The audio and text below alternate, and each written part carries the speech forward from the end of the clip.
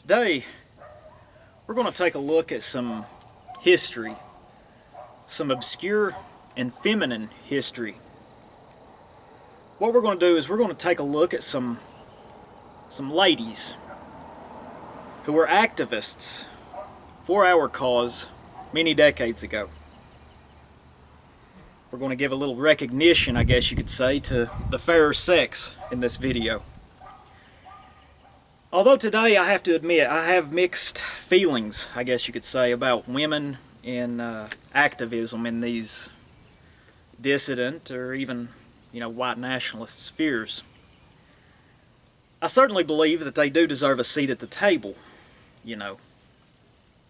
after all, they're our women, and they are part of us, a big part of us. But I'm not talking about it, in the crazy feminist sense, the feminist sense that, took hold in this country from back in the 60s and has reigned until this very day. But I've got mixed feelings with the advent of internet culture and things of that nature. One of the good things about women, I guess, being engaged in activism is that they could probably do a much better job of reaching other women. Perhaps these other women who are undecided or perhaps haven't heard some of these ideas, they would be much more responsive, I guess you could say, to another woman giving them the message than to say, me or some man, But with the advent of internet culture and things, I'm kind of weary too, I have to admit. Let me put it this way. Women in these distant spheres that make content, fairly easy for them to gain a following. It's a commodity, I guess you could say. Especially if they decide to dress suggestively and things of that nature.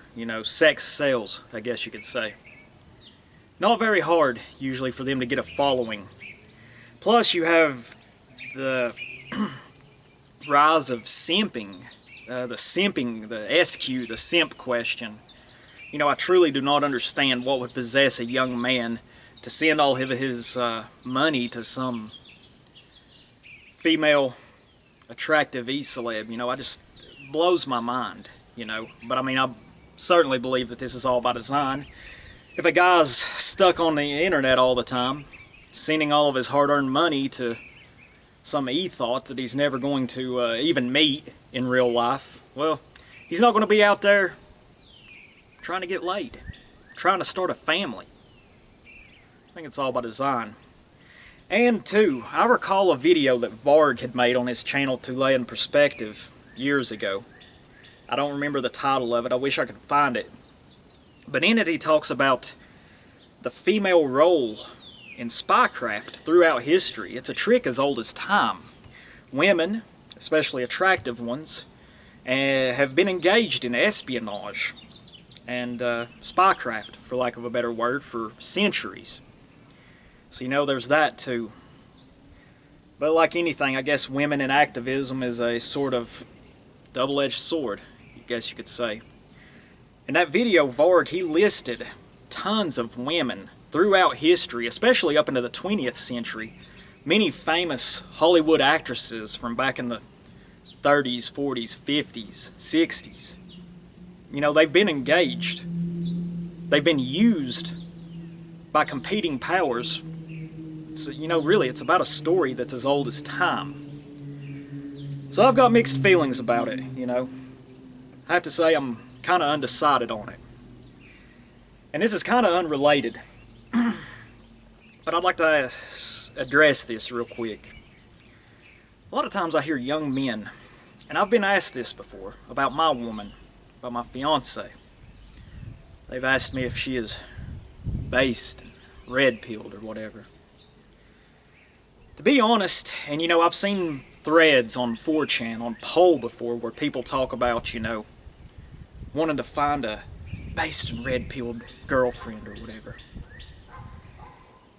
That's a rare thing, I would imagine, to find. My advice is, instead of worrying so much about that, just find a woman who is willing to stand by you, who helps take care of you, who you take care of.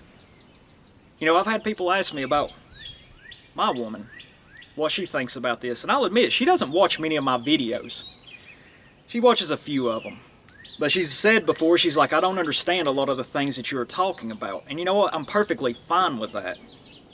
You know, over the last couple of years, she asks me things, and I will answer them to the best of my ability. But you know what? By and large, I am absolutely fine with that. You know, she does a lot of work around here.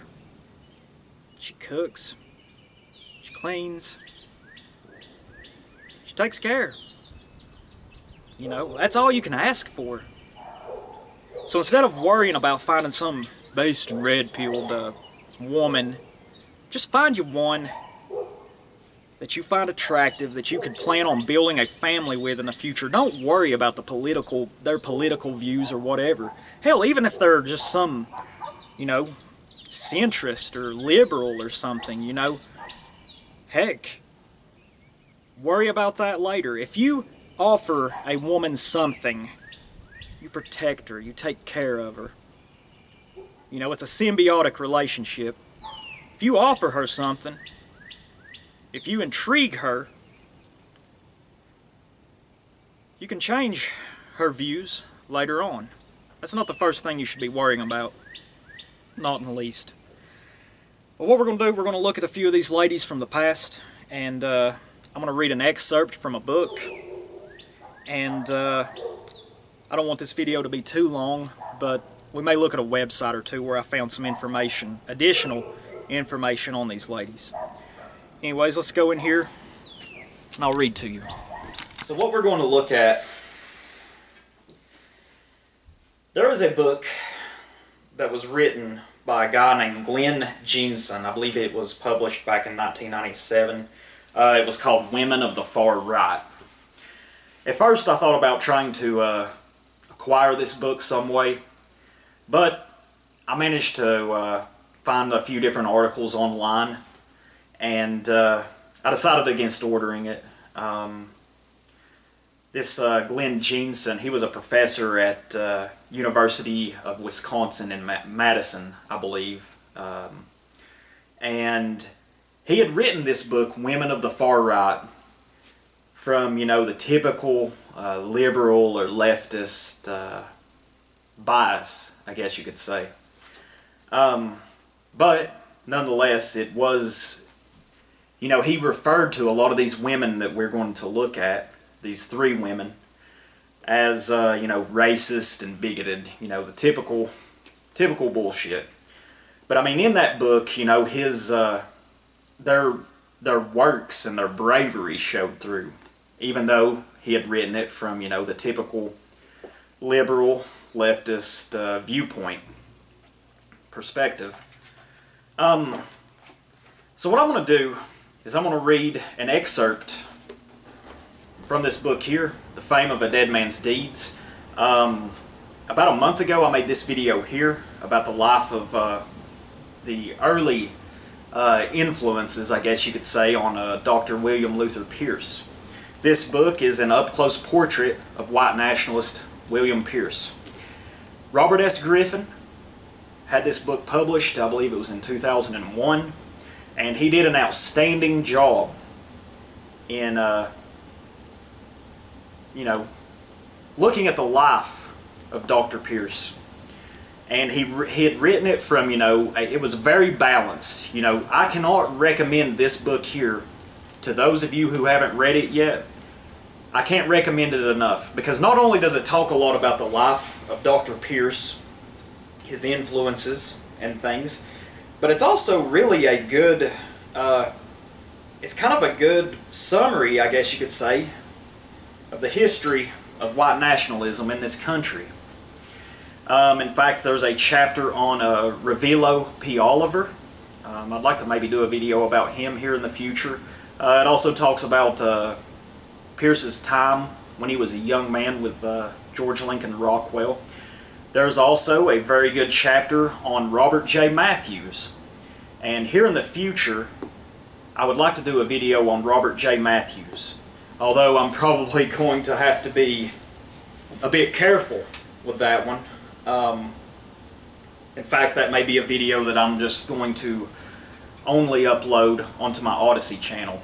And I mean, even then I'm going to have to be careful, a little careful with it, I guess you could say. All I'm going to say about Matthews right now is that he was a man who was not only willing to die for his convictions and his beliefs, which he did, but he was also a man who was willing to rob and kill for his beliefs. But that's on in the future. So yeah, like I said, I can't recommend this book enough to those of you who haven't read it. If I can remember to, I'll put a link in the description box below to an audiobook that my friend Amara Arian had found on Telegram of this book. So let's get started here.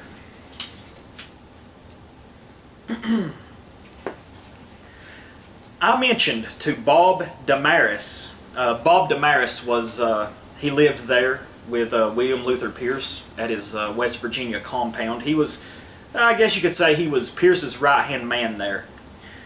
I mentioned to Bob Damaris that World War II had come up in my conversations with Pierce. He reached over to a table next to his desk and picked up a book and handed it to me. "Have you read this?" he asked. "It is about some women who opposed America's involvement in World War II. Why don't you take it with you?"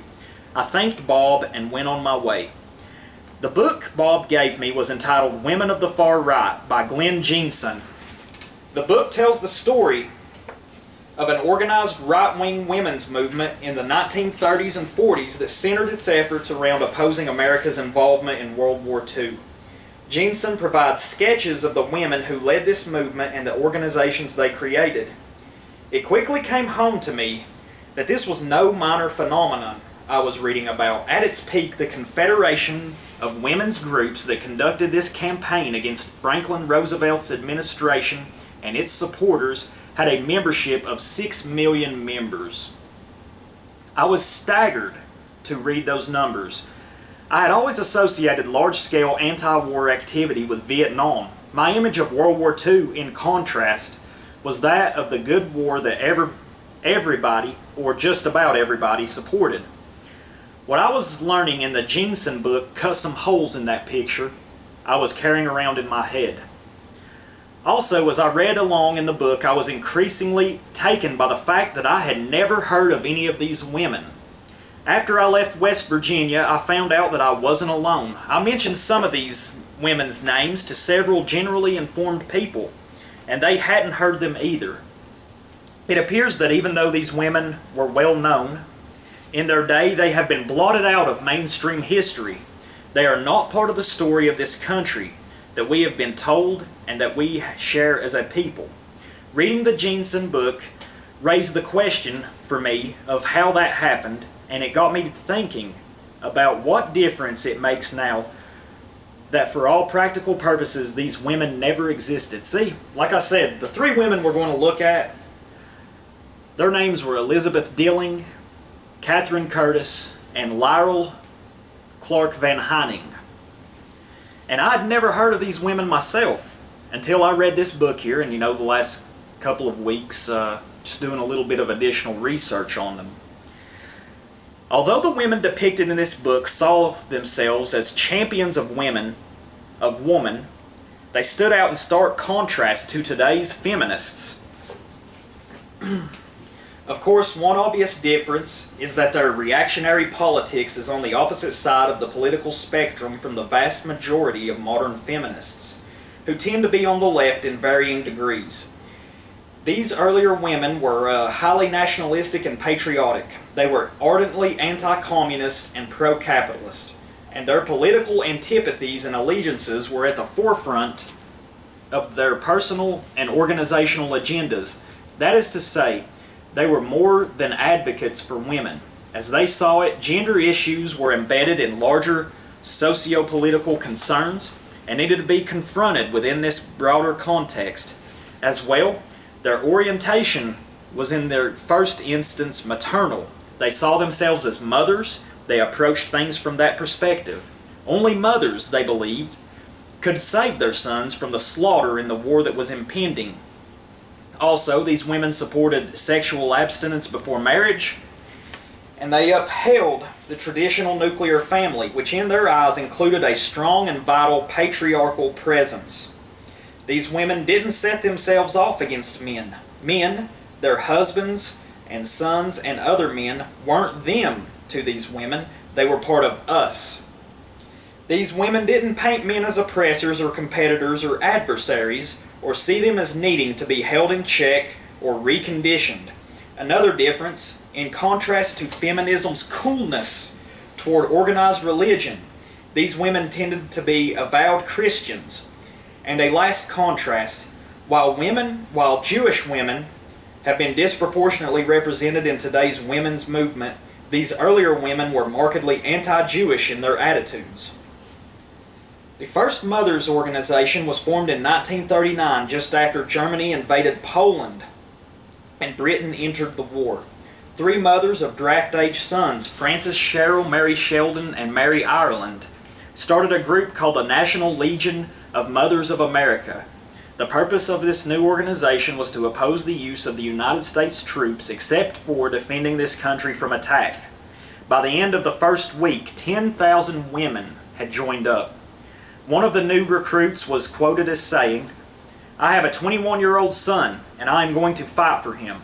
It was too much trouble to bring him into the world and bring him up all these years to have him fight the battles of foreign nations." By 1941, the NLMA claimed 4 million members.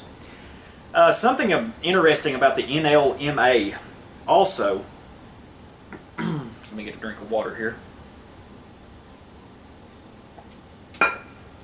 Something interesting about them also, nowadays they're claimed to be, white supremacists and, all the typical buzzwords, anti-Semitic and everything.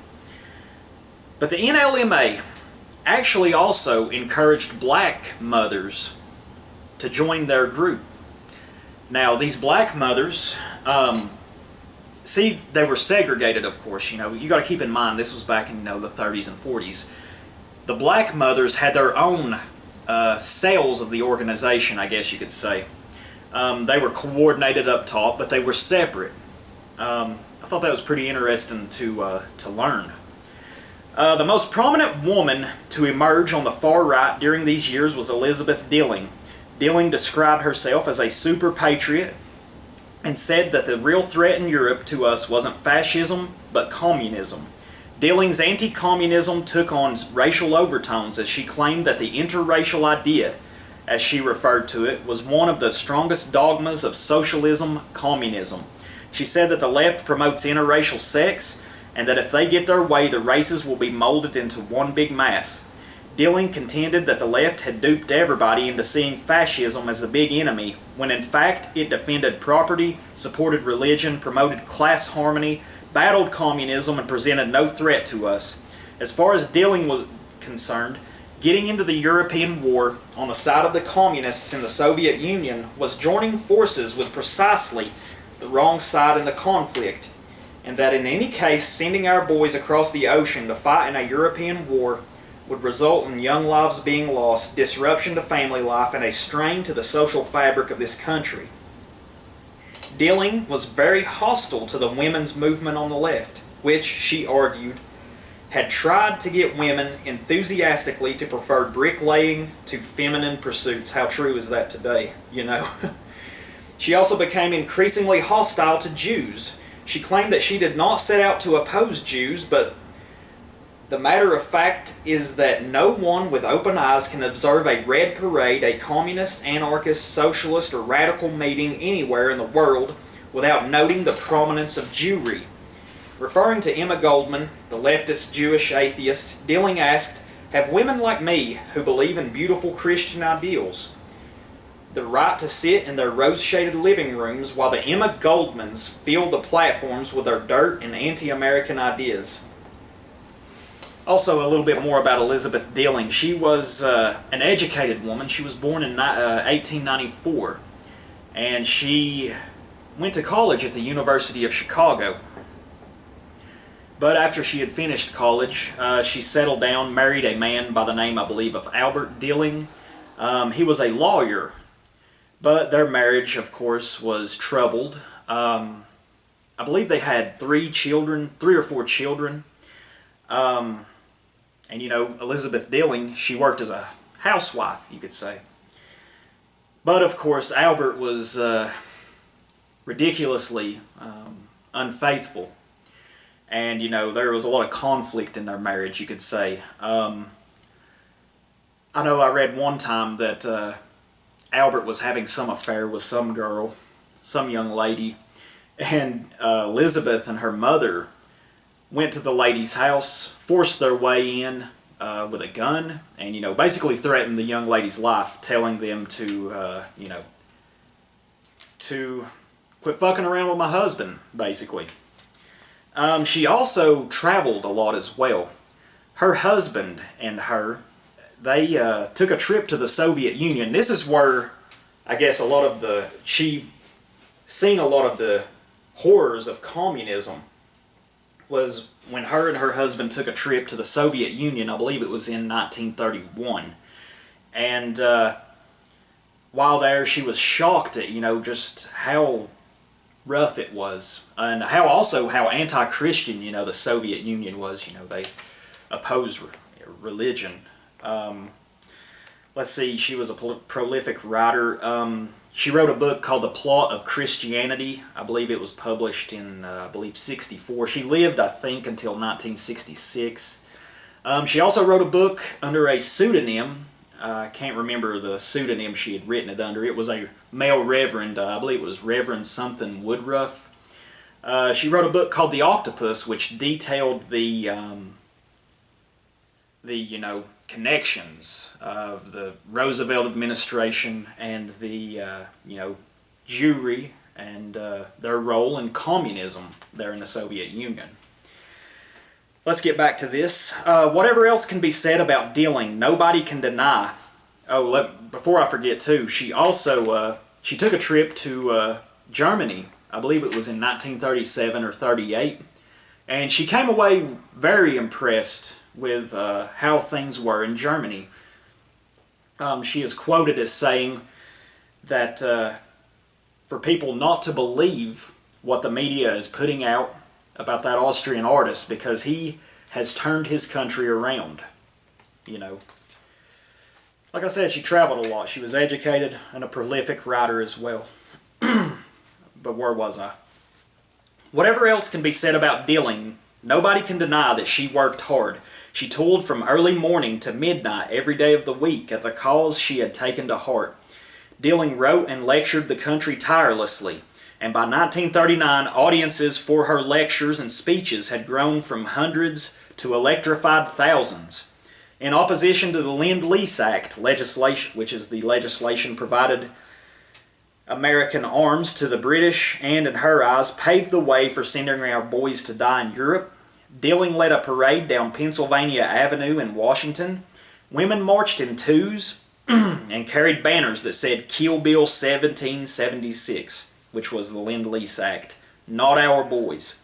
A mass rally followed the march. Among Dilling's other activities in opposition to the war that she was sure was coming, she organized a demonstration of 25 women outside the office of a senator who was reputed to want the war. When the women sat down and refused to leave, Dilling and one other woman were arrested and the others ejected from the corridor. Dilling was later convicted of disorderly conduct for the incident. While World War II was in process, Dilling was given to say things like any professed servant of Christ who could aid the church-burning, clergy-murdering, God-hating Soviet regime belongs either in the ranks of the blind leaders of the blind or in the ancient and dishonorable order of Judas. This sort of thing got her arrested and brought to trial for violating the Sedition and Smith Acts, namely undermining the morale of the armed forces in wartime. The case was eventually dismissed, but it did serve the purpose of putting a crimp in Dilling's activities by tying up her time and draining her financial resources, as she had come up with legal fees and the other costs of a trial far from home. After the war, Dilling kept right on going, crusading against communism, racial integration, the income tax, and the growing power of the federal government until her death in 1969. I stand corrected. 1969 is when she passed away. There was 3 different occasions where she was brought up on these sedition charges. The first one, I believe, was in 1942. It was dropped. 1943, the same thing, also dropped. But in 1944, there was a judge by the name of Eicher, I believe. I'd like to know his ethnicity, to tell you the truth. And it was a real, kangaroo court, I guess you could say. I believe Eicher, if I remember correctly, don't hold me to this, I believe he actually passed away, though, during the trial. They ended up dropping it. But you can tell, Roosevelt was after his detractors during this time. The next woman we're going to look at is Catherine Curtis, was another prominent woman on the extreme right during these years. Curtis was considered to be the most effective organizer among women of her ideological stripe, and she became the leader of the coalition that included the National Legion of Mothers of America.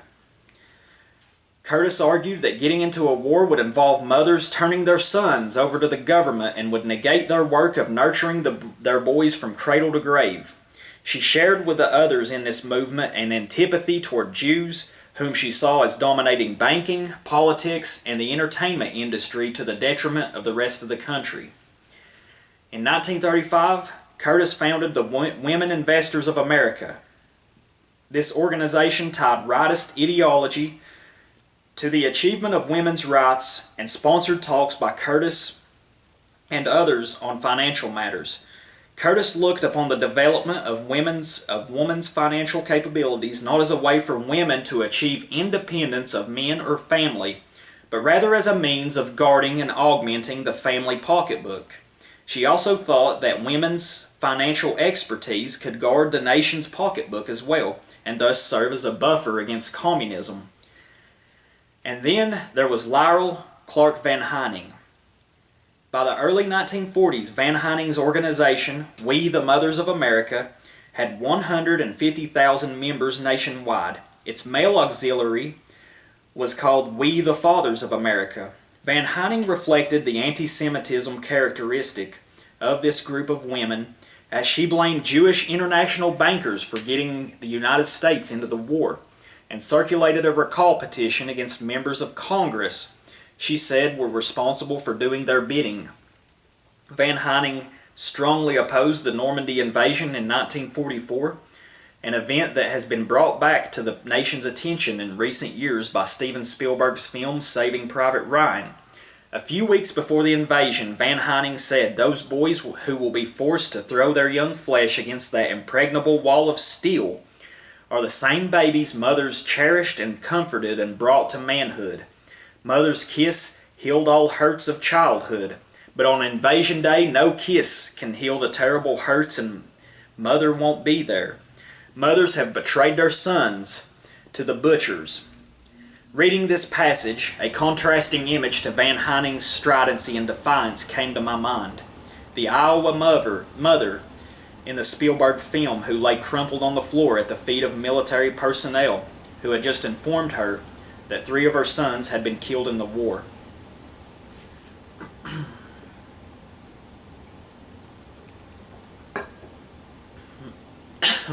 Excuse me.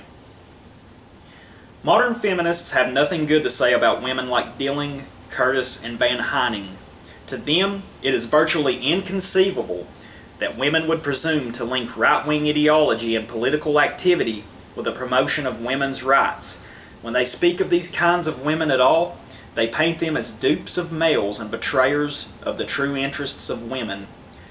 Gerda Lerner has stated that these sorts of women have internalized the idea of their inferiority, and that this has led them to participate in their own subordination.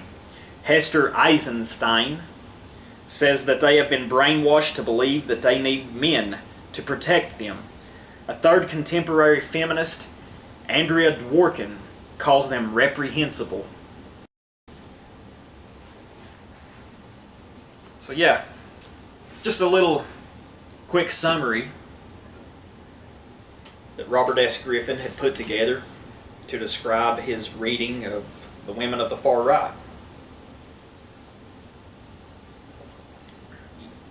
Pretty interesting stuff. Like I said, I had never heard of these women until I read this book. And you know, it's like I said, I'm not opposed to women being in activism. Although nowadays, in this internet age, and like I said earlier, you know, women are often used in spycraft. I'm not opposed to it. I think they should have their organizations and that they deserve a seat at the table. And, I mean, really, I can't name any women on the far right today. Maybe Lana off Red Ice. Emily Yukas, isn't she with TRS or whatever? You know, it's good, I guess, you know, like I mentioned earlier, women can get the message out. You know, perhaps other women would respond much better. But, you know, it's like I said, I've got mixed feelings about women and this sort of thing. I think they have a purpose and a place, but I also very strongly believe that this purpose and place can easily be subverted. And lastly, that brings up, you know, feminism and such. Over time, you know, when people start to learn about feminism on this side of things, you know, feminism did all these things. It destroyed the nuclear family, you could say. It also increased the taxable population. It lowered wages because, you know, now there's almost, what, twice as many of the workforce out there. So, you know, the price of labor dropped for men and women. But, you know, over time I've thought, too, that perhaps, you know, one of the biggest goals of feminism was, I view it through a racialist lens, it was to just divide men and women of our race, to get us to resent each other, to get us to compete against each other, adversarially, you could say. Anything that the powers that be promotes, though, it accomplishes numerous things. I've said this before. You know, it's just a reasonable observation. But anyways, that's all I have for you tonight. Like I said, read this book if you haven't already. It's well worth it. I finished it a couple of weeks ago. Thank you all for watching. Bye-bye.